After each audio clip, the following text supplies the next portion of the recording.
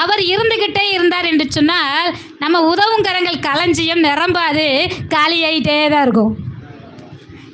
உதவும் கரங்களுக்கு வரக்கூடிய பணத்தை ஃபுல்லாக அவர் என்ன பண்ணிடுவார், வாங்கிக்கிட்டே இருந்து அவர் மேலே வந்துடுவார். நம்ம உதவுங்கரங்களுக்கு பணமே வராது. அல்லேலூயா, அல்லேலூயா.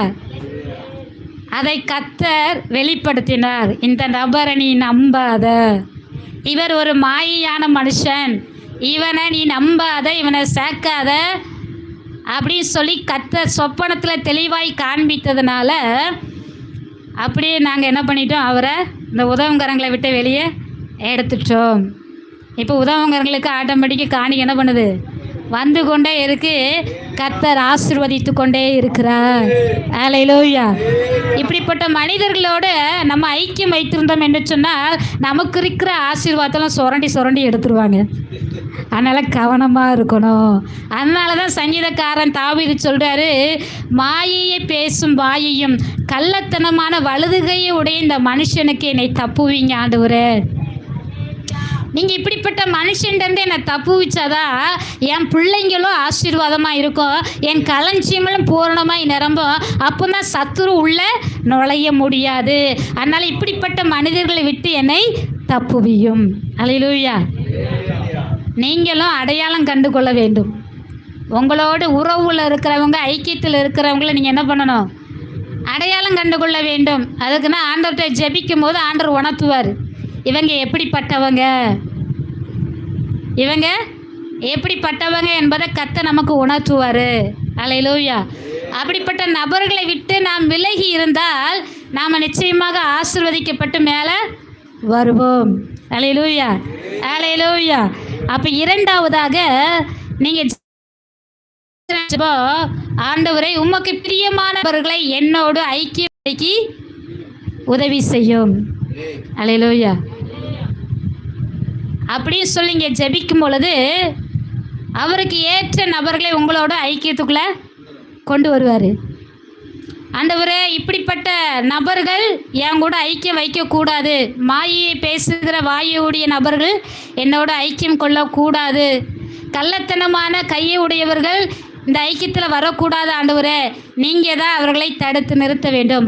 உமக்கு பிரியமான நபர்கள் என் வீட்டுக்கு வந்தால் போதும், உமக்கு பிரியமான நபர்கள் என்னோட ஐக்கியத்தில் இருந்தால் போதும் அப்படின்னு சொல்லி இங்கே ஜெபிக்கும் பொழுது கெட்ட எண்ணம் உடையவர்கள்லாம் வெளியே போய்விடுவார்கள். அதுக்கப்புறம் நீங்கள் என்ன பண்ணிடலாம், உங்கள் வாழ்க்கை மேலே உயர ஆரம்பிக்கும். அல்லேலூயா, அல்லேலூயா. வஞ்ச புகழ்ச்சி அணி ஒரு அணின்னு சொல்லி நான் ஸ்கூலில் படிக்கும் போது படிச்சிருக்கேன். புகழ்வது போல புகழ்ந்து பழித்து பேசுவார்களாம், அதுதான் வஞ்ச புகழ்ச்சி அணி. நம்மளை அப்படி புகழ்ந்து புகழாரம் பாடி தூக்கி தூக்கி பேசிட்டு லாஸ்ட்டு நம்மளை என்ன பண்ணிடுவாங்களாம், பழிச்சு பேசி கீழே தள்ளிடுவாங்களாம். இதுதான் என்னதான் வஞ்ச புகழ்ச்சி அணி அப்படின்னு சொல்லி பாடத்தில் படிச்சிருக்கிறேன். சில நபர்கள் அப்படி இருப்பார்கள், அவர்களை நீங்கள் கண்டு கொள்ள வேண்டும். அல்லேலூயா, அல்லேலூயா. அதற்கு ஆண்டவர்கிட்ட விசேஷ ஞானத்தை கேட்கும்போது ஆண்டவர் ஞானத்தை தருவார். யார் யாரோட ஐக்கியம் வைத்து கொள்ள வேண்டும், யார் யாரோட உறவு கொள்ள வேண்டும், கற்றுத்தாங்க ஆண்டவரே, இவர் எப்படிப்பட்டவர் என்பதை நீங்கள் ஆண்டவர்கிட்ட கேட்கும்போது கிளியராக உங்களுக்கு சொப்பனப்படுத்துவார். அல்லேலூயா, அல்லேலூயா.